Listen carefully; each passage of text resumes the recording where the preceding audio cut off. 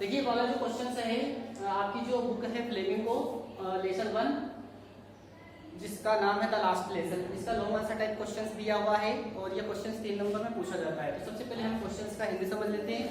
यदि हमें हिंदी अच्छे से आता है तो हम आंसर सही तरीके से लिख के आ सकते हैं। यहाँ पर लिखा है डिस्क्राइब। डिस्क्राइब का मतलब होता है वर्णन कीजिए। Describe the background. बैकग्राउंड का मतलब होता है पृष्ठभूमि।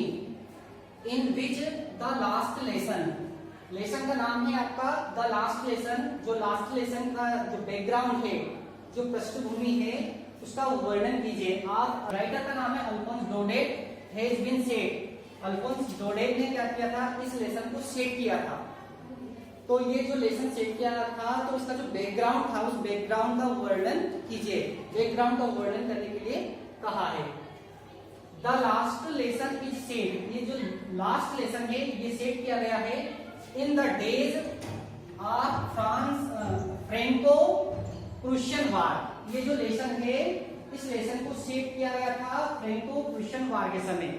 ये वार कब हुआ था? 1870 से 1871। Franco and Prussian war.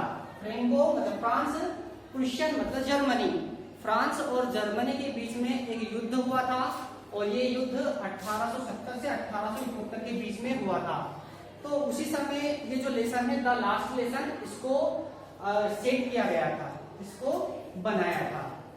France was defeated. France defeat हो गया था। डिफीट का मतलब होता है हारना। फ्रांस उस समय हार गया था बाय प्रूशिया। किसके द्वारा हार गया था? वो प्रूशिया के द्वारा हार गया था। प्रूशिया कौन है? जर्मनी। जर्मनी का ही नाम है। फ्रांस उस समय प्रूशिया के द्वारा हार गया था by an order. By an order, एक आदेश फ्रॉम बर्लिन। बर्लिन से एक आदेश आया हुआ था। जर्मन लैंग्वेज की जो जर्मन भाषा है वाज इम्पोज्ड। इम्पोज्ड मतलब थोपी गई थी। जर्मन भाषा थोपी गई थी on the French speaking people. इनके ऊपर थोपी गई थी फ्रेंच स्पीकिंग पीपल। जो फ्रेंच भाषा बोलने वाले जो लोग थे उनके ऊपर थोपी गई थी। मतलब एक आदेश आया था बर्लिन से। ध्यान रखना, ये जो आदेश है कहां से आया है? बर्लिन से आया है। ऑब्जेक्टिव में पूछा जा सकता है। तो बाय एन ऑर्डर, एक आदेश फ्रॉम बर्लिन। बर्लिन से एक आदेश आया था और उस आदेश में बताया गया था कि जो जर्मन लैंग्वेज थे वाज इम्पोज्ड। अब वो जर्मन लैंग्वेज इम्पोज्ड की जाएगी on the French speaking people. मतलब जो फ्रेंच स्पीकिंग पीपल मतलब फ्रेंच बोलने वाले जो लोग हैं उनको अब जर्मन भाषा पढ़ाई जाएगी। अब अल्सास एंड लोरेन, और ये जो लोग हैं ये कौन से डिस्ट्रिक्ट के लोग हैं? Alsace and Lorraine.